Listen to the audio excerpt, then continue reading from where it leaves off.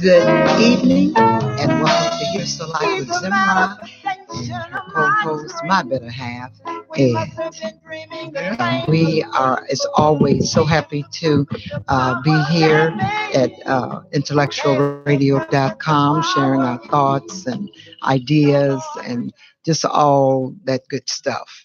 And joining us this evening, we got Pamela back with us, who writes a lot of beautiful poetry, a lot of beautiful lyrics for me, and I'm so happy about that.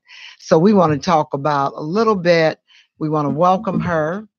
Thank you. Always great to be here. Yes. Pamela is a prolific writer. Yes, she really is. Thank you. Thank you so much. And I just love her lyrics. She does the lyrics, and I take and put the melody to it. And we've come up with some beautiful things that's going to be on our Love is Possible CD coming up real soon. I know we say it all the time, but I promise it's going to be real soon. But right now, we want it to be just what we want it to be because we have such good music. Now, what did you think about last week, talking about people and their limited beliefs on life and how it affects their lives? And then we're going to talk a little bit about the conversation that we had with Bishop Carlton Pearson, and Come Sunday. So Come Sunday is a super movie that you can listen to. Watch on Netflix. And then also Come Monday is the movement. So please join, Carlton. He's got some great things going on with this movie. And again, we wish him well and we thank him for joining us. And then next week, we were trying to get her to join us, Gina Pearson, with her philosophy and idea on what's happening with Come Sunday, because that was part of her life as well. So we will hopefully have her to join us next Tuesday by phone. Well, we had requested that she call in tonight, but we'll see. We're hoping she does. If she doesn't, then we'll see her next week. Yeah, because her schedule's kind of busy too, she said, since the movie's come out. So anyway, Pat was awesome. HR, a professional, and her thoughts and actual knowing with the workforce and all of that, what's going on. She gave us some real good insight on that. So we just wanted to talk a little bit about that. What our setup was last week. Well, Pat was talking about some of the difficult things that she goes through on her job as a human relations representative with the people and the issue that they bring to the workplace that she has to solve and rectify and come to some type of decisions about their work environment and keep them in compliance, keep the company in compliance with some of the rules that and some of the things she talks about some of the employees go through. It's kind of remarkable that the things that they do and then expect to still be working at an establishment. But it's interesting that the behavior that we kind of exhibit has far-reaching implications upon how we were raised in our communities and basically what we were talking about last week and week before, and we should continue this week, is about how religion affects the way you think and what you believe. Right, as well as your family. Yeah. A lot of times the reason that we have limited beliefs is because we limit ourselves. We limit ourselves on the people that we associate with. We limit ourselves by the places that we go or don't go. Absolutely. And when you limit yourself, you don't have an opportunity to learn about other things. And so you just deal with what you know. And a lot of times what you know is not everything. Because it's limited. Yes. Right. Yes. If you are just in one environment, if you're just around your family, then you're going to do what your family do. And yes. Sometimes that's not always good. And if you're going to just be affiliated with the church that you go to or the school that you attend, or if you just live in the community or the state or the country, if you do not allow yourself to have an expanded experience, you're going to be limited. Yes. And so one of the things that we did talk about last week is how the young people, how the millennials, is that what Yes. we call the millennials? They're just, I just love them because they're so expanding. They're so open. They're so open. They're so full of wanting to learn and wanting to see change. And it's not that we have not seen that before, because young people usually do that. Young people usually are the ones that make the change happen. Correct. But it's gotten more explosive and more versatile. Yes. Sometimes, if it's just African American children, young people going through things, or Hispanic, everyone is now getting involved because they see that everyone has something something to contribute, and they're affected by it. So I think it's very important for us to talk to our young people about listening, paying attention to other people, not just the people that you know. Mm-hmm. But to other people. I totally agree. I think that's very important. Someone who don't look like you. Someone who don't act like you. Take a chance. And even if you see someone, if you're sitting in the airport, I challenge people to speak to one. If you're just sitting in the airport and you see someone who's a little different, be kind, be polite, and just have a conversation. I do it. Me too. Yeah, well, I know you do. Yes. And I think I think that's in other words, you don't have to meet a stranger. Exactly. Have a conversation. Mm-hmm. Well, the one point, that's something that should be taught. But since it's not taught, I take it upon myself to tell the millennials or young people that take a chance and do it for yourself. Mm-hmm. Don't wait for someone grown up to teach it to you. Everything that you came here with. You just need to bring it out of you. Right. Everything that you need to know, you already have. Mm-hmm. So use it. If you're afraid to use it, challenge yourself and do it anyway. That's it. And see what happens. You would be surprised if you walk with us and say, "Hey, how you doing? So what do you do? Right. What do you do for a living? Mm-hmm. Or well, how did you get what you have? Right. Or of course, I want to get what you have. So what did you do to get it? Maybe I can do the same thing." Always start with a compliment. Right. Always start with a compliment. Right. That's how you get in. You always start with a compliment, and you can find anything to compliment someone on. And be honest about it and real. Oh, yes. Yes. And that's a challenge as well. That's free education. Yes. That's what I used to call it. Because when I started in the construction business, I didn't have the money to go to school. Mm-hmm. So I would hang out with the guys that did the work. And they'd be working on a building or working on a project or building a house or something. I just stand around and watch them and ask questions. And they always were interested if you were interested. If you made them a compliment and said, "Man, you're really doing a great job," how'd you get to learn how to do that? That's right. And if they really think that you're interested, they will tell you more stuff than you can get out in school. Yes. They will tell you the real deal. That's right. And I worked for a guy and I didn't get paid. I just told him, "Let me hang with you." Mm-hmm. I got a free education. I learned how to do carpentry, electrical, plumbing, plastering. I learned all of that. And wow, am I a happy woman? Because he does all the work at home. I learned how to do all that for free. No, he's not a handyman, Pam. Well, he's an actual contractor. It's a difference. Well, it have to start as a handyman. No, doesn't it have to start as a handyman? Because a handyman can do what? Everything. And he's that could be going. No, but that's about life. That's anything you want to do in life, you can learn how to do it. I don't care how many schools you didn't go to. Mm-hmm. I don't care how low your grades were. That's right. I don't care if you didn't finish grammar school at all. You can learn to do anything you want in life. All you have to do is ask. You have not because you ask not.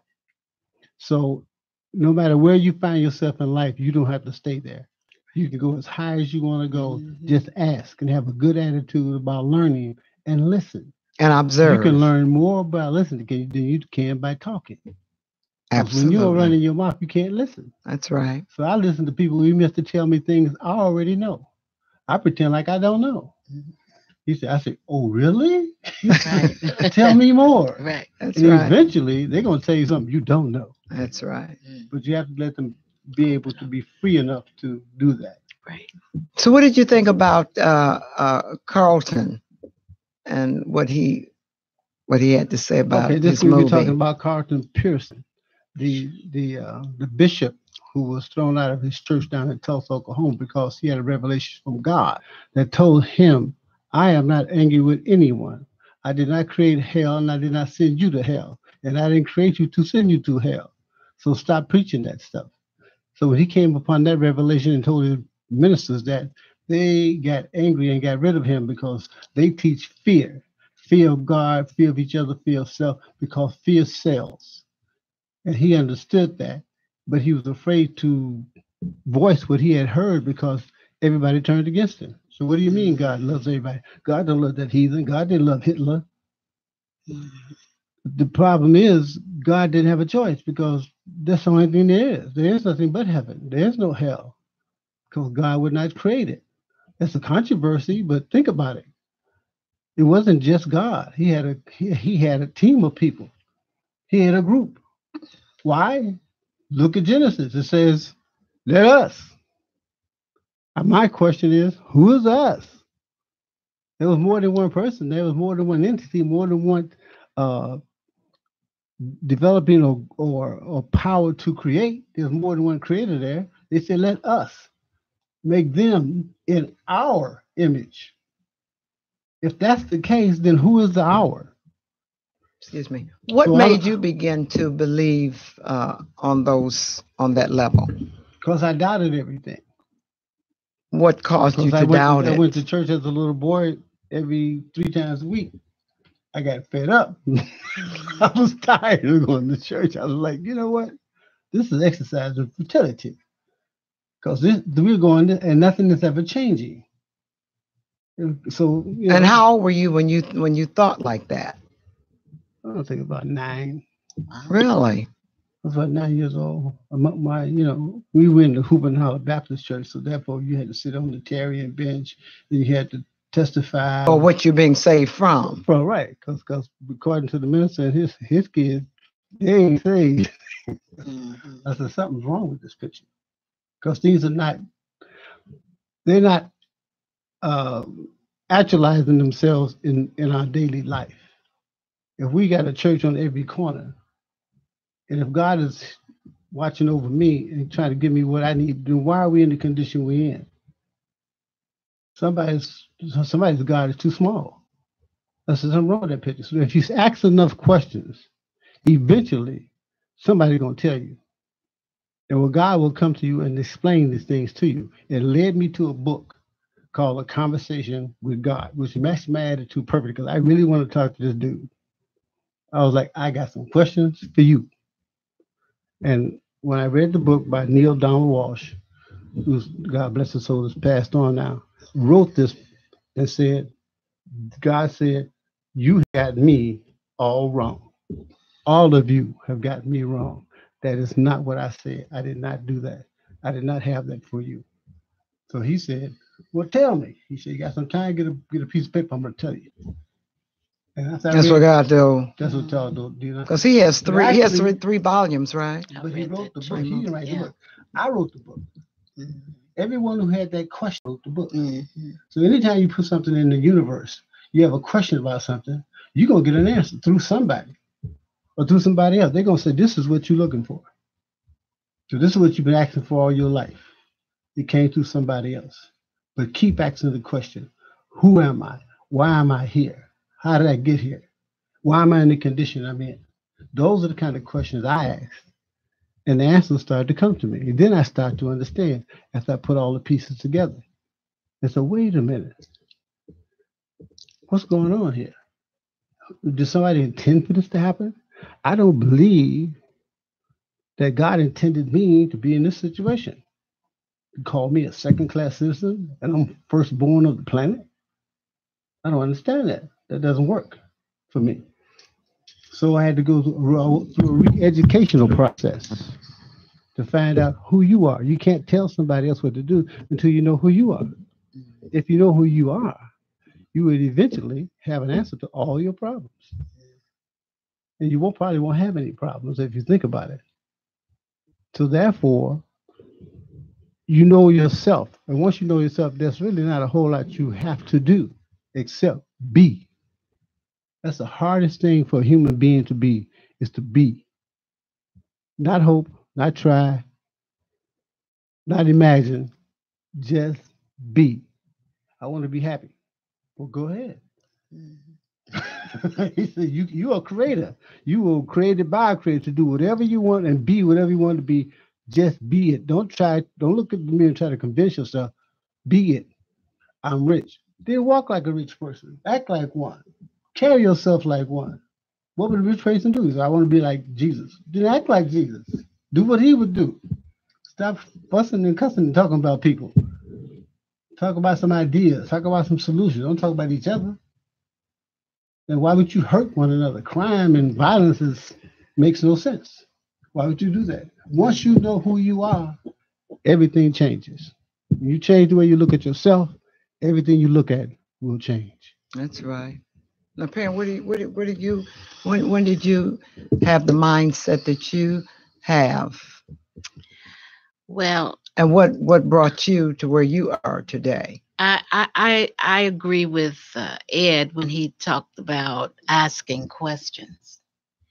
And sometimes we do, however, ask the wrong questions. That's why we get the wrong answers. So I believe in going within, and it does start with you. If you know who you are, and that's the big thing. If, a lot of people, a lot of us don't know who we are. And so that's what the struggle is. And we're not trying to find out. But we don't know. So if we don't know what it is to find out. So you say we don't know. Yeah. You hear that. It's amazing that you don't know what you don't know. And you don't know that you don't know. Right. Think about it. So what you have to do is, and that comes what you said also, Ed, in asking. And because we live in an amazing universe, because we were created by an amazing intelligence, it is what it is. And if you think about it or ask a question, you're right, the answer will come. But there's a process as well, because you have to be still, you have to be silent, you have to listen. And like you said, go within. And go within. I agree. To get the answer. Yes. And so that's a process. See, like you said also, that everything is already in the universe. Have you ever had an idea, you didn't follow up, but someone did? Mm-hmm. And next thing you know, say, wow, I thought of that. Mm-hmm. Man, I should have.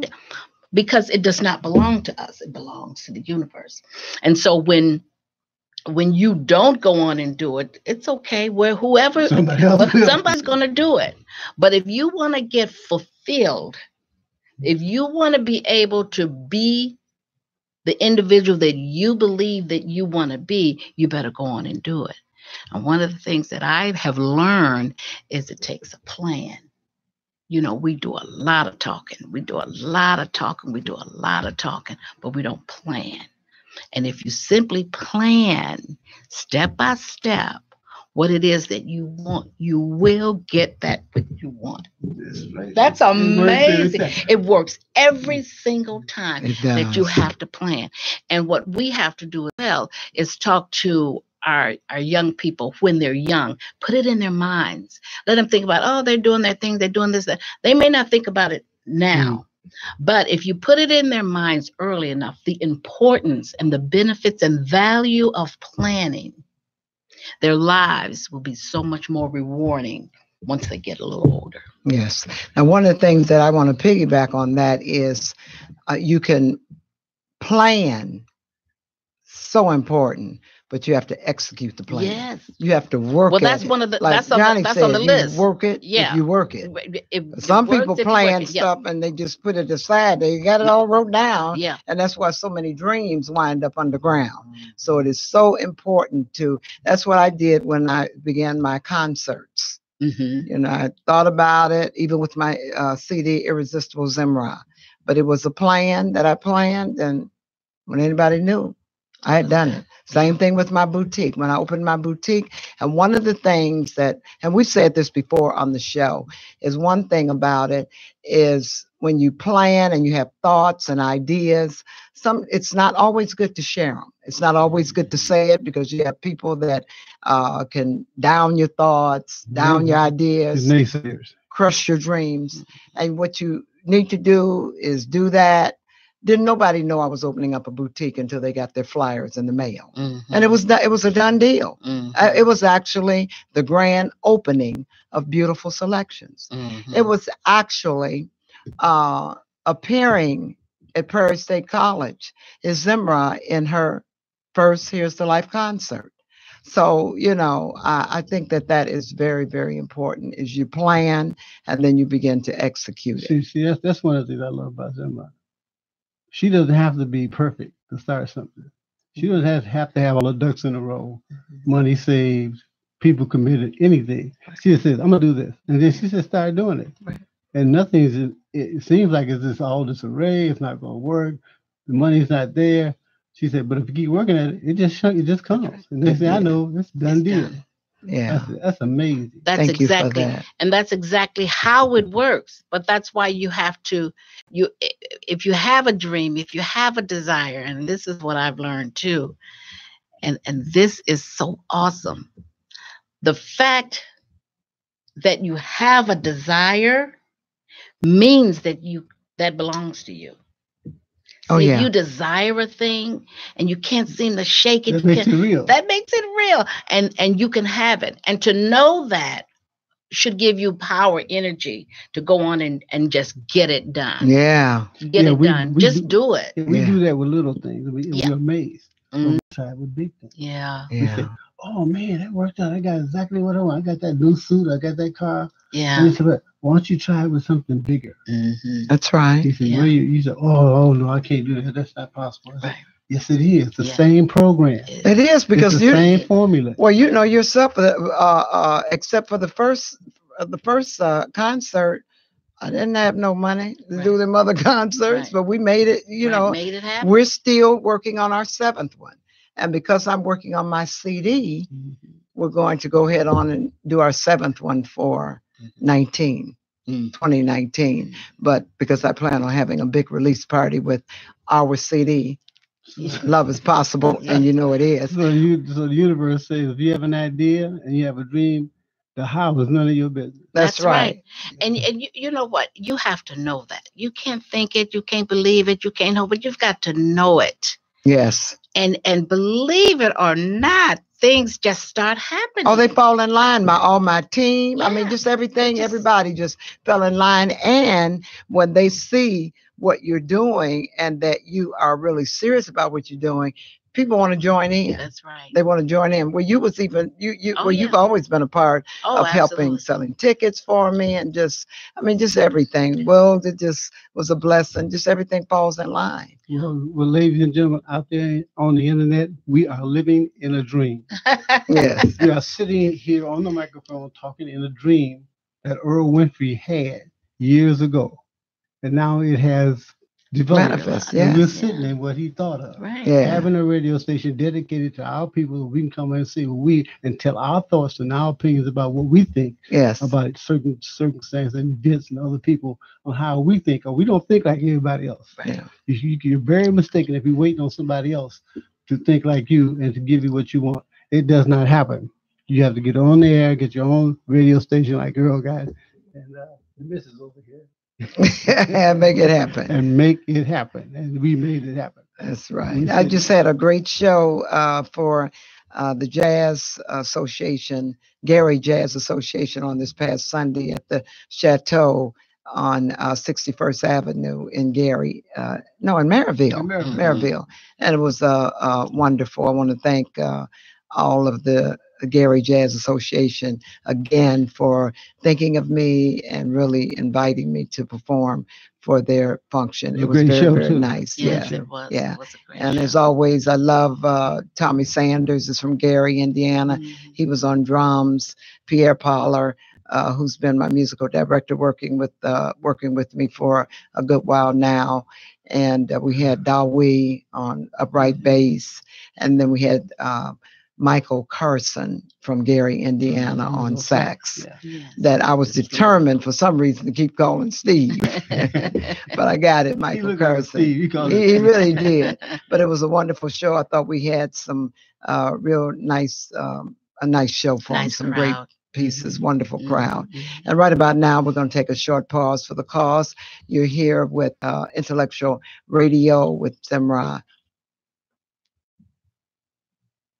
Hear a little bit of my irresistible Zemrah here at Intellectual Radio. Like me on Facebook and tell us what you think.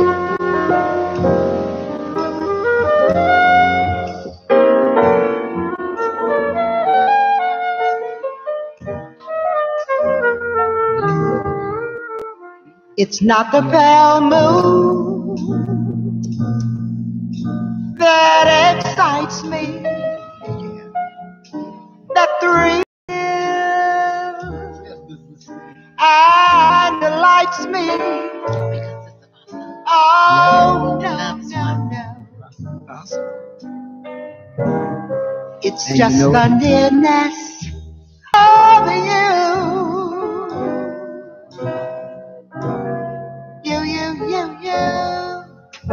It isn't your sweet conversation that brings to me the sensation. Oh, no, no, no, no, no, no. It's just the nearness of you.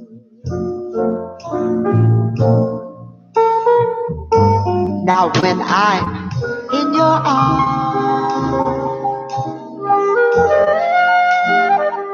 and I feel you so close,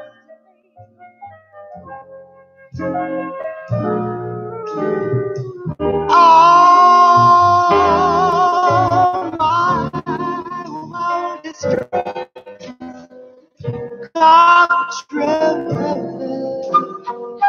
Come true. I need no so light to enchant me, baby, if you would only grant me the right to hold you ever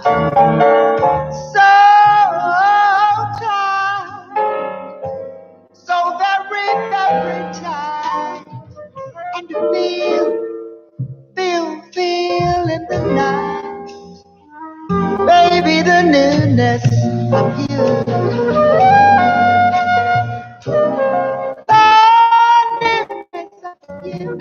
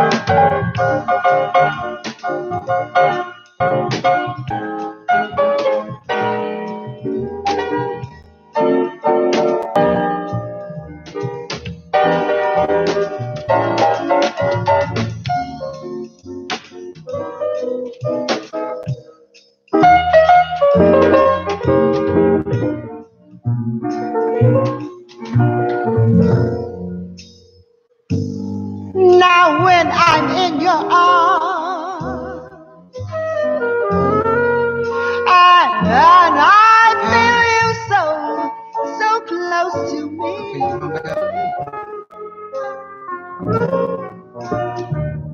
Oh, my wildest dream. That's my Here's the Life, very irresistible Zemrah CD. And I would say Here's the Life because that beautiful tune is on that CD. But that's one of my favorite songs with Mr. Joel Burke on keyboards. And I love it. Yeah, that's when music was music. I'm sorry. You know, I love all music, but jazz is that's who I am. That's what I love, and it just mesmerize you, like you said, Ed, and not being partial with the truth. It's just easy listening, and that's exactly what it is. You can just wine, dine, have a conversation. Don't have to be shouting all over the place. It's just music that you can just sit back and really enjoy. And some of the lyrics that Pam writes is just so wonderful. And that's what you're going to be able to do with this Love is Possible CD. And you'll be able to do a little stepping on it too. It's going to be a great piece. So I'm real excited about it. If we can ever get it finished. But I'll be in the studio tomorrow with Pierre. And we're going to get it done. That means, I just need to just be. And be one of the things. Get it done. That's right. Get it done. Get her done. That's what we're going to do.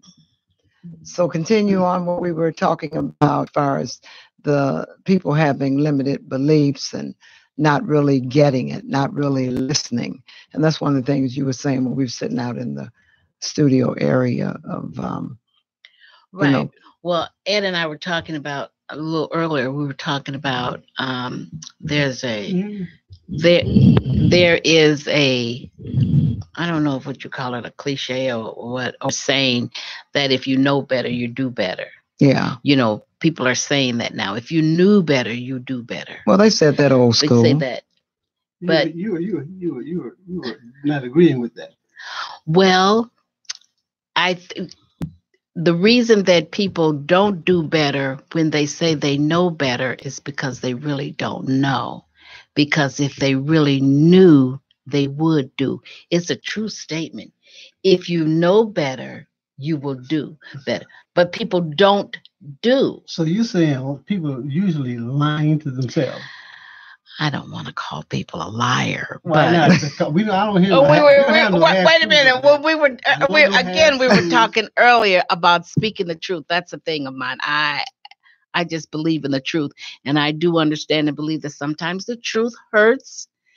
Sometimes the truth, you may not need to say it at that point in time, but I have a thing on truth. Well, we weren't talking about that. We'll talk about that later. But I think the term people, if you know better, you do better.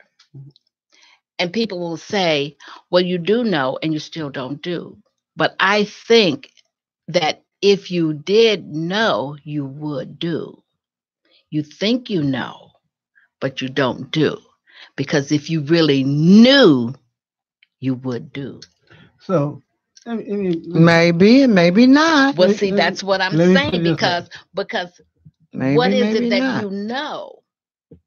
Oh, you may not know the whole thing. Okay. You just know what you think you know. Okay. And you say you know, but you really don't. You might say, yes, I know smoking is bad for me. But if you knew the clinical term for what you are doing, if you knew the psychological and physical and chemical thing that you're doing to your body every time you take a puff, if you knew that, if the cells in your body cried out every time they died, every time you took a smoke and told you just lost 10 more minutes of life, you would keep on smoking. No, they wouldn't. Yes, they do. You would know. No, you. If you knew that, if you really knew that, people say that, but they don't really believe it. That's what I mean. They don't. They might not believe it. Now that's a difference there. They don't know it. Anytime you really know something, and your soul knows something, you really can't do something that your soul knows. Ed, I've seen people, and I've had clients that are coughing on oxygen and still smoking. So sometimes you can know, but if that is what you do, and you've been doing it for so long, you still do it.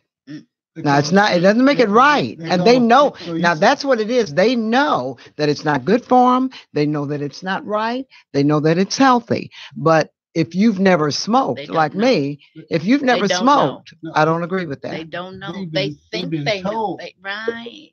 But they don't believe it. Otherwise, they wouldn't do it. They wouldn't do it. Your subconscious mind cannot do something to you that you have not convinced yourself it's okay. Your subconscious mind have convinced you that, yes, you might die, but you won't die today.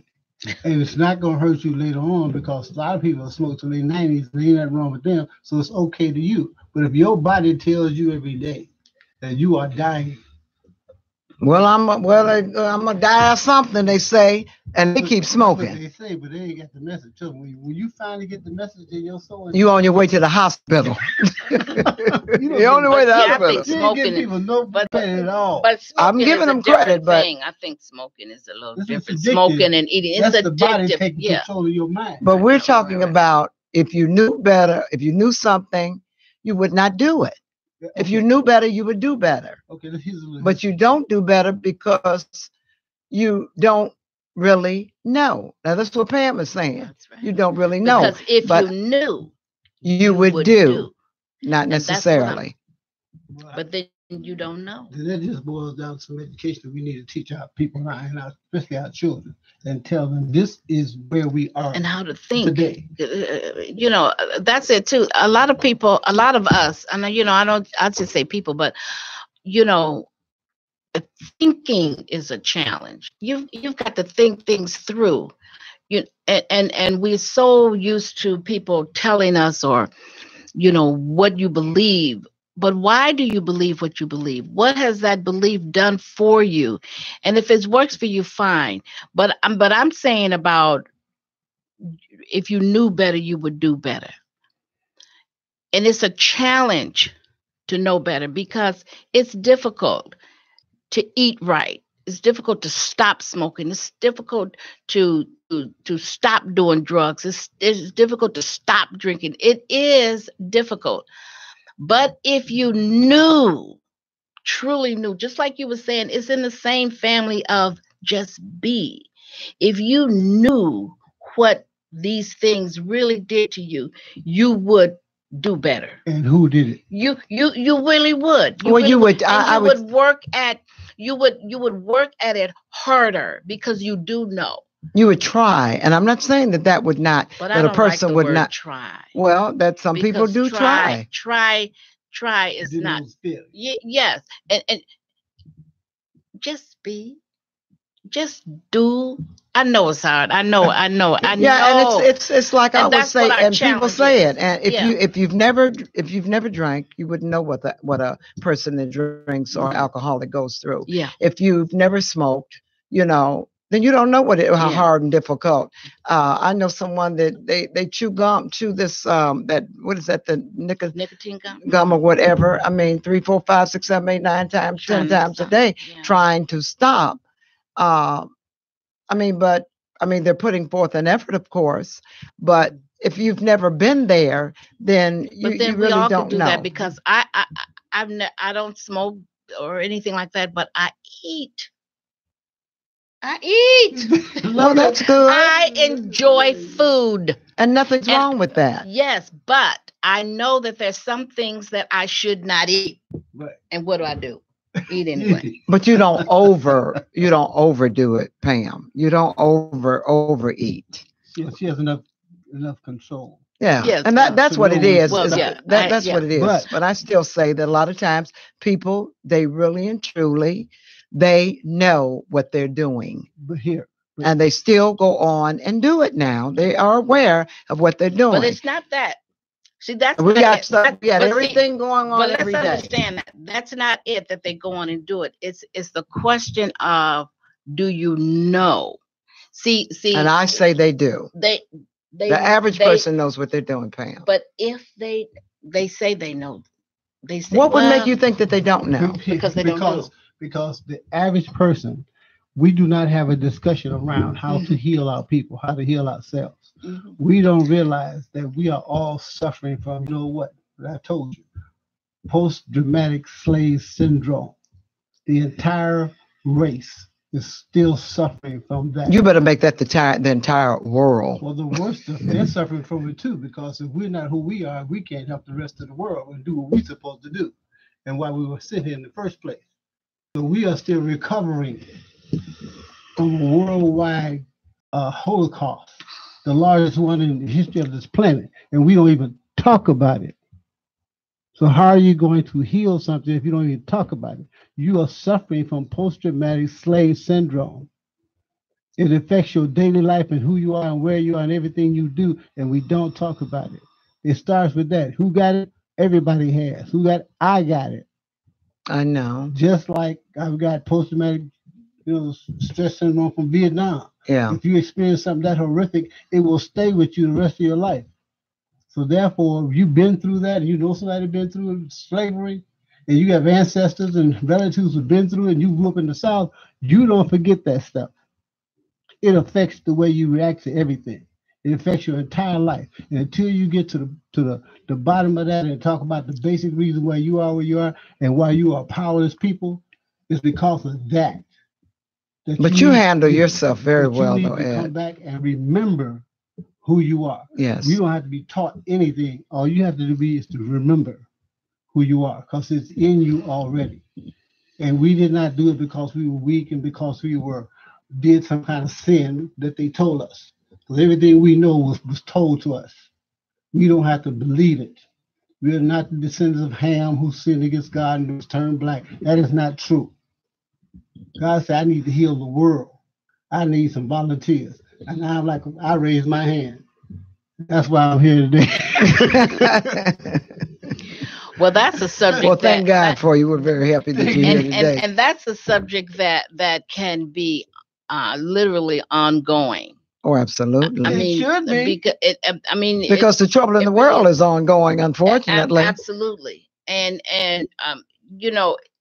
actually, it is time to come to solutions for where we are, why we are. I mean, in the entire world. But we talked earlier about saving the world or doing things for others. When it starts where? Here. It starts with you. People think that I got to be brilliant. I got to be a minister. I got to go to school. I got to be a professor. I have to know history. I have to know how to read and write. No, you don't. You need to know what's right and what's wrong. That's about it. If you can decipher between those two, you can lead anybody. Just stay away from that which works and that which does not work. Because I try to get rid of right and wrong because it's a matter of opinion. But that which works and that which does not work. That is the difference. You can make your own decision. You have free will to say whatever you want. But if it's working and it's providing life and promoting health and everything, that works. If it doesn't, if it does the opposite, it ain't working. Now you stay away from right and wrong. Why? Because it's a matter of opinion. Is it relative? It's relative. What's right and what's wrong? They said that slavery was right. Hitler thought he was completely right. And millions of people agreed with it. They said it was right. But if it takes away life, it ain't working. This government made a law saying we were not even human beings. Yeah. They said they were right. And it's a law to prove it. Was it right? No. Did it promote life, freedom, and all that? No. It wasn't working. It still ain't working. But nobody addresses that. We keep pretending like this is the United States of America. It ain't united. It was not made for you. They say we want people to be free, every man to create equal. They didn't include us. We were not people. All they had to do was pass a law and say, okay, we said that, but we meant people, but we all declared you ain't people. That's all they had to do.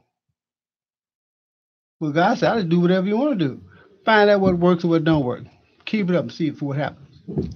Yeah. If you want to know what's right and wrong, ask yourself, if everybody did it, what would be the result?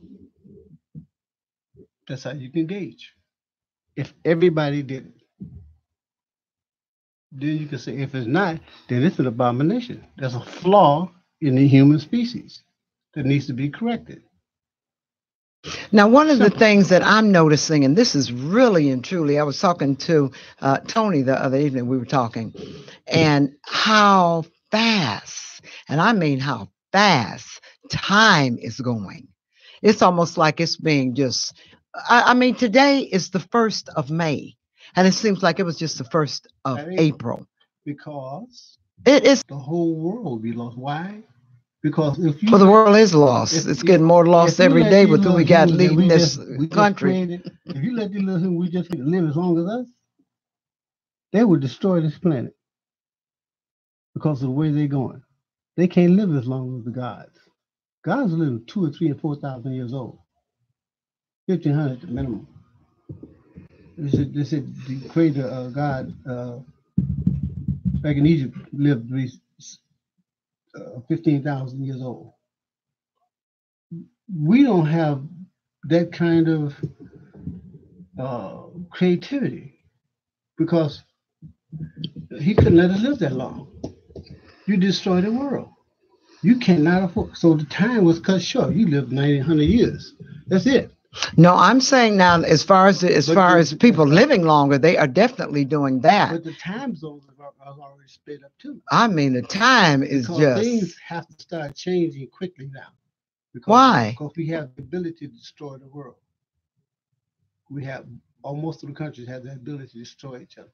So what's going to happen? Stupid, because it's assured annihilation. Why would you want to do that? Back in Africa and Egypt, they would have hundreds of years of peace. Hundreds. We can't get a couple of months together. Honey. We can't get a couple of months together of peace all over the world. In our entire world, we had peace for hundreds of years. That's how we built pyramids and stuff. You can't build pyramids having a war with somebody all the time and all the men getting killed off. That's what it does. And nobody left with women and children. We understood that. That was not a workable situation. It makes sense. You have to be an intelligent human being, a race of people to understand that. That does not work. And why would you put your time, energy, and most of your money into weapons of war when people are starving and can't even eat?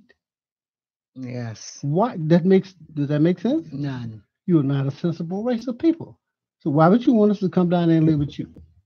Y'all crazy. He said, we'll come visit. So and we're scared to come and visit because you probably kill us when you see us. Yeah. So therefore, we have to take our time and give you little bits of peace at a time. In the last 65 years, we had more technology advancement in the last 500. In 60-something years, we've gone from horsebacks to cell phones.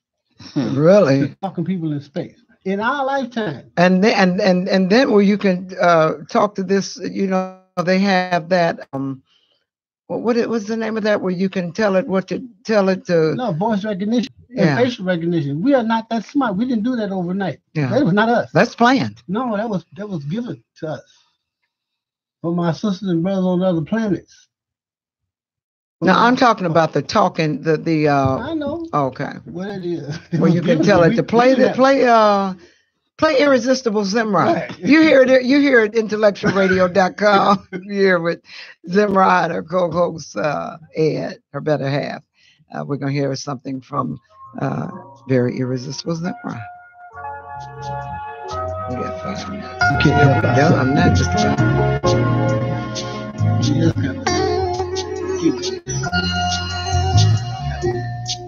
my funny Valentine, sweet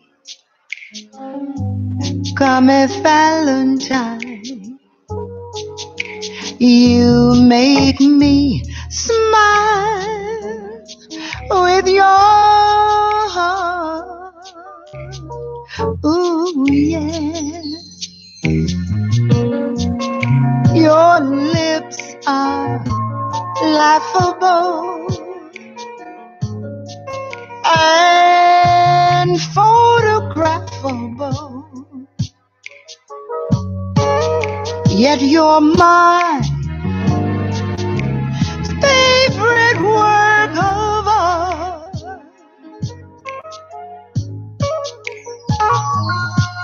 Is your figure less than green? is your mouth a little weak when you open it to speak? Are you smart? Don't you go and change, not a half for me. Not if you really care for me. Stay, let all that, let time stay.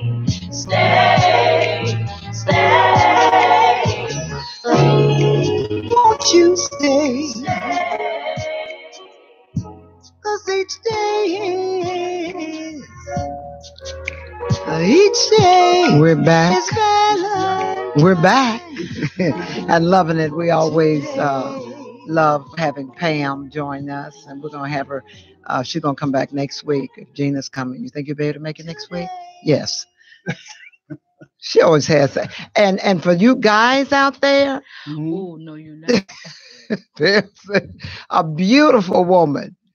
Talented, intelligent. And she is looking for a better half. I'm open. Now it's ridiculous. I'm open. She's open, a beautiful woman. I mean, it is ridiculous. All of the beautiful women that cannot seem to find a wonderful man, and they are out That's here. another subject. That Like we can talk say, about. love is possible, and we are going to have our Good topic. forum. That's a You gotta good try that. topic. We're going to have our forum back. We've always said that. People have been asking about it. We're going to have our relationship forum with some powerful sisters and brothers on it. No, well, they shouldn't be And scared. I don't know what they're afraid of. I will not hurt you. Yeah. She won't do anything but love you. Like I love That's all Ed. I That's would all do she's is going to love do. you. Serve you and take good care of you. Oh my And goodness. men need to embrace that because there are Yeah, definitely come beautiful on. women out here. Beautiful women of color. Fella, you That need just two- wanna you be need 2 or 3 loved. D's at least. No. What? 2, 3 what? Bracelets? Yeah, 2, 3 bracelets or 2, 3 them tops you got on. As always, I want you to make sure that you like me on Facebook, that you go to YouTube and check out my concerts, check out some of my shows. And we just love being here at Intellectual Radio, bringing some of our conversation that we hope that we bring to you, that you really and truly get something out of, will benefit from, and that you love us as much as we love bringing it to you. And again, we always want to thank our producer, Earl Winfrey, for giving us this opportunity and this platform to bring these And his messages lovely that lady, bring. Wanda. Oh, Wanda is an angel. She's just a doll, and we just love her. She's the technical person, and she holds the fork down all the time. Matter of fact, she brought me to this show, and I really thank her all the time for that. So we're here every Tuesday from 6 to 7. And again, we are looking so forward to having the lovely Gina Pearson join us over the phone next Tuesday, and we will be here with her talking about come Sunday. Thank you, Sunday. Ed. Okay, welcome, dear. Thank you, Pam. You're more than welcome. And we'll see you Love it. next week. Thank you. We love you. Have a wonderful rest of your evening. And remember, love is possible. You better know it And is. keep asking those questions. That's right. Here's the life, your life. Bye-bye. He's a manifestation of my dreams. We must have been dreaming the same good thing. We just hooked up with the power that